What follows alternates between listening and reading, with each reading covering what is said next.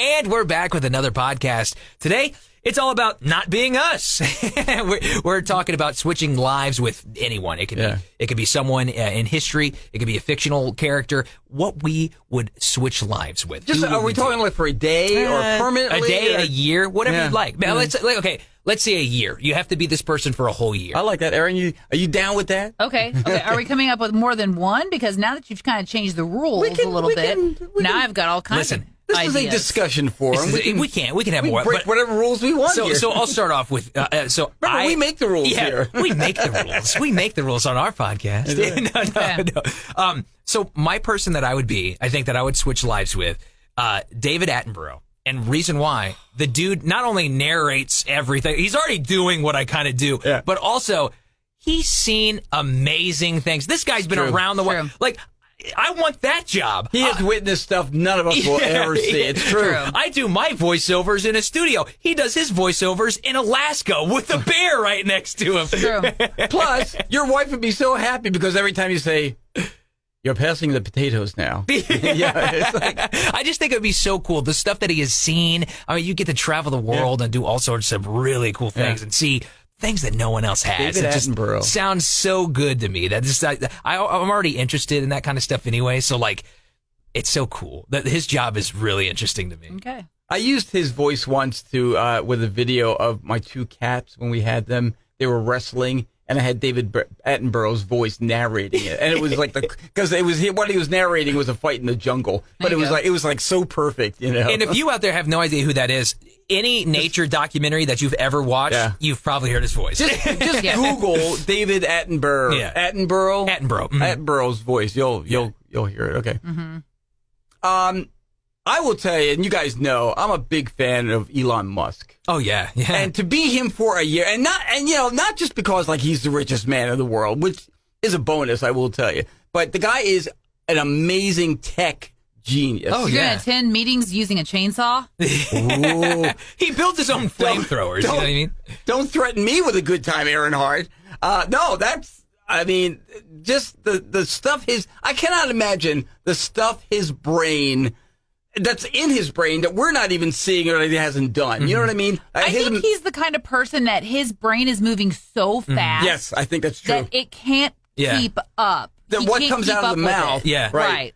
Oh, and he wants to go to Mars, you know, and everything he does is honestly points to that. Like, think about all the Tesla. Mm-hmm. I mean, we can't have gas on Mars, right? But we can have battery-operated vehicles on Mars. But his imagination must be like a wonderland. Oh, it has to be. Can you imagine being inside his head and just seeing the things that he? I just, anyway. Not being able to shut it off, though, probably is not fun. I'm it's glad kind of like borderline Willy Wonka. Yeah. He's like a modern-day Willy Wonka. And I've actually heard, Elon Musk is, from what I understand, on the spectrum. So, he is a genius, but he does have those little, I guess you call it quirks. Some tics and things of that nature. But that, honestly, I think that kind of fuels his genius. Yeah, I think you're right. So, and I'm glad we've set the ground rules for like a year. Because I don't know that I'd want to do it for more than forever. A year. I'd be like, okay, this is like too exhausting to me now. I want to get back into Kevin's dull mind. Thank you very much. But I see your point, though, because like all the rockets and his SpaceX program, that all will be so interesting. Right. To like see the ins and outs of all that. Yeah. Okay, so a little inside baseball. When we were batting around this idea for the podcast, the guys had said a historical figure.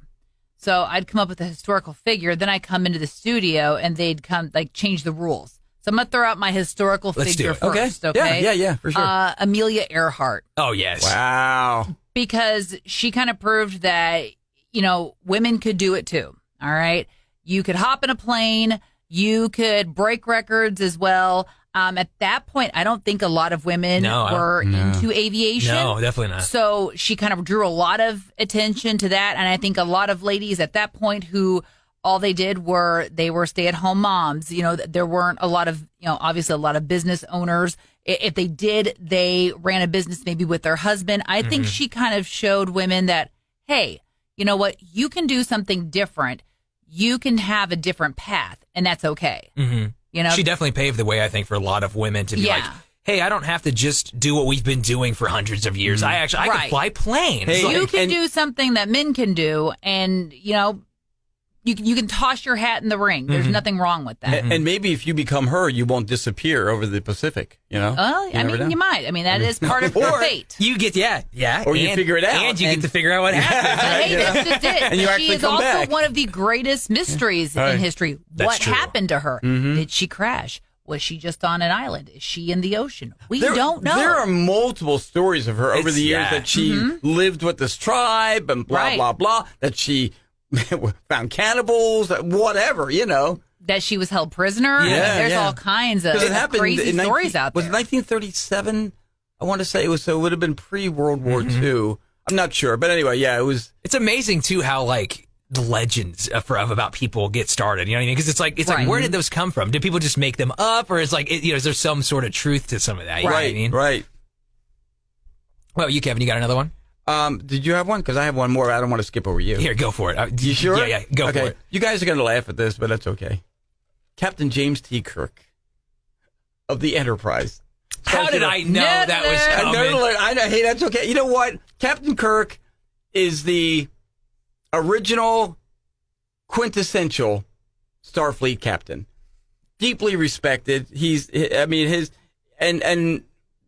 What's crazy is William Shatner. I'm not saying William Shatner. I'm saying Captain Kirk, who obviously is a fictional character, but the respect that he demanded, and to be able to captain that incredible vessel, and to have people like Spock with you, and Scotty the engineer, and Sulu, and to be able to battle Khan.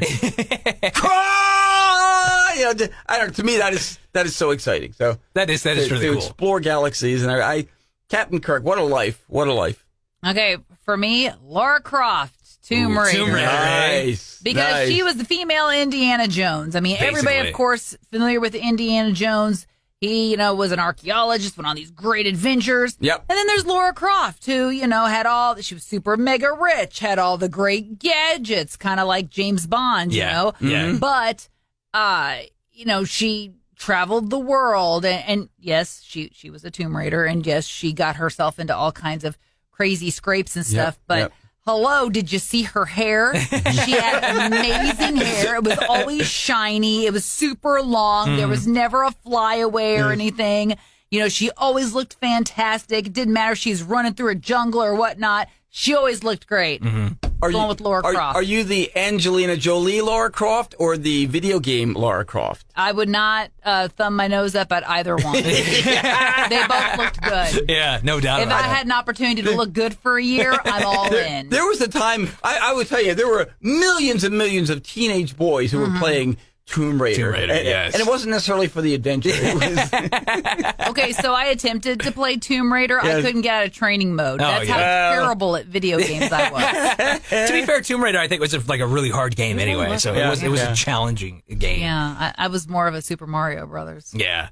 So my fictional character that I'd be is I think I'd be Tony Stark. I think I'd like to be Tony Stark. Nice. Reason why? Kind of an Elon Musk. Yeah, in a kind way. of an Elon Musk, right? Yeah. Like you have so much money, you can literally do anything. And his Bruce Wayne. Yeah. Or his anything ended up becoming a superhero because you have enough money to build yourself a suit. Right. Which that in itself is that's so cool. Like I don't know, and there's people out there that have enough money to do something like that. They just haven't done it. Yeah. You know what I mean? I wonder if this is probably, the answer is probably no, but I wonder how many of them just get bored with the money. They get bored with being able to buy anything Of they doing want. whatever. And after a while, they're just, But then couldn't you translate it into doing some good, Yeah, Couldn't you? I think so. If that's your Really mindset. up your charity game, couldn't you? Well, yeah, I mean, I guess if you're a rich, spoiled brat, Right, you then have you that just mindset of that's no helping fun your for fellow me. man. It's like, I don't know. But just think of the good you could do if you had unlimited funds, and if you got tired of going to the Swiss Alps. Yeah. Well, and there's something that always really attracted me too to like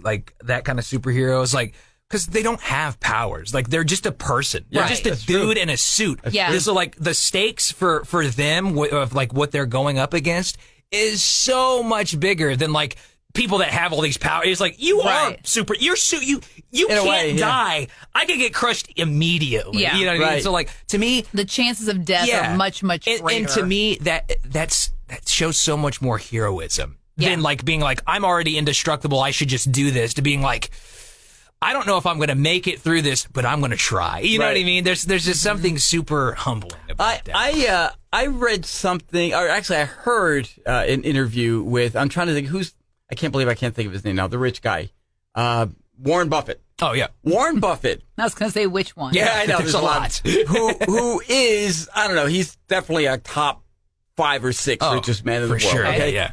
He lives, it's funny because in this interview, they were talking to him about his lifestyle, and he says, let me tell you something.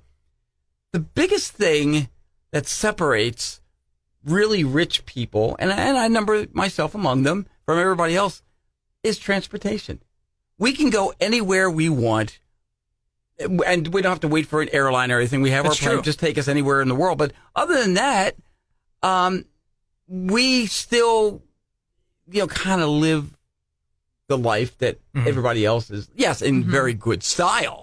Sure. But, one of the biggest things in his mind was being able to go wherever you want when you want, Well, that's what I remember. They interviewed Elon Musk, and you think, he has so much money that you could do anything you want. And he goes, yeah, I like to just sit at home, watch TV, and play video games. Like, hang out with my family. That's like, he does whatever the normal people do after 9 to 5. And again, I had heard, I don't know whether it's Elon Musk or again, the aforementioned Warren Buffett. One of them actually, no, it's not Warren Buffett because he lives in Nebraska. But Elon Musk is always just crashing at friends' homes. That's like, he doesn't really, because he's not married. He's got like 1 million kids, but he's not married. So he's a single guy, and he just stays at people's houses. That's what he does. Are any of his children old enough for him to crash at their house Probably. yet?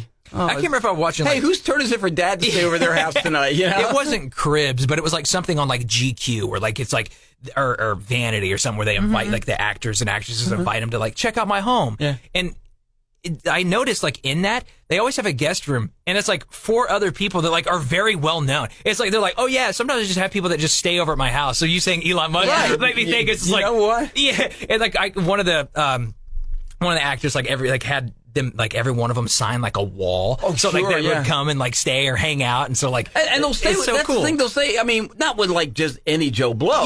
But it's somebody that they. It's a matter. I'm looking at my calendar. Elon Musk. I have to tell my wife. Elon Musk is due to stay tonight. I got to tell my wife. Make sure to get the guest room ready. So.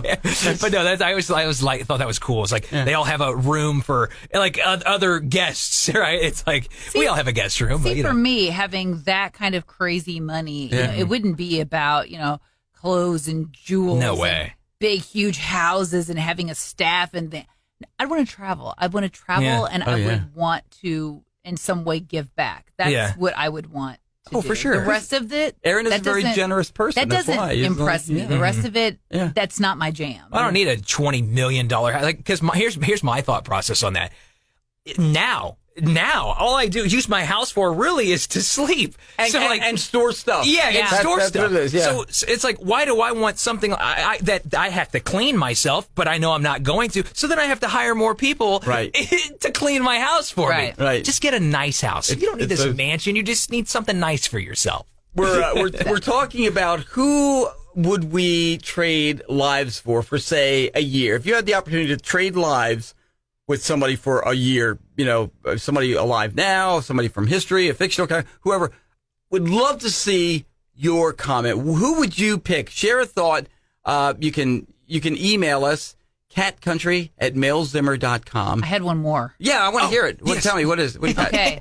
Alice from Alice in Wonderland. Ooh. I don't know if I want to do an entire year. See, you're going to be stuck for a year, though. That's the thing. Yeah, an entire year in deal with that Wonderland Mad Hatter and everything. is like a bit much. But that was hands down one of my favorite books as a kid. Yeah. And still, as an adult, I revisit it from time to time.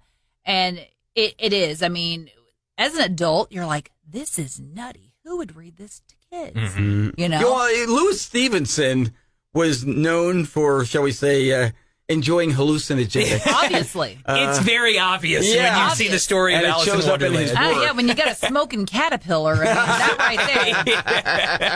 right there. A ghost cat? Like, what is... The Cheshire Cat. Well, yeah, where he it's like, disappears. is he a ghost? Is he a spirit? I don't know. When I was a kid, I remember seeing the big book of Alice in Wonderland, and the illustrations in it freaked me out. Oh, yeah. Because she had that long neck. Yeah. I guess that's when she was going through the That's looking when she was glass.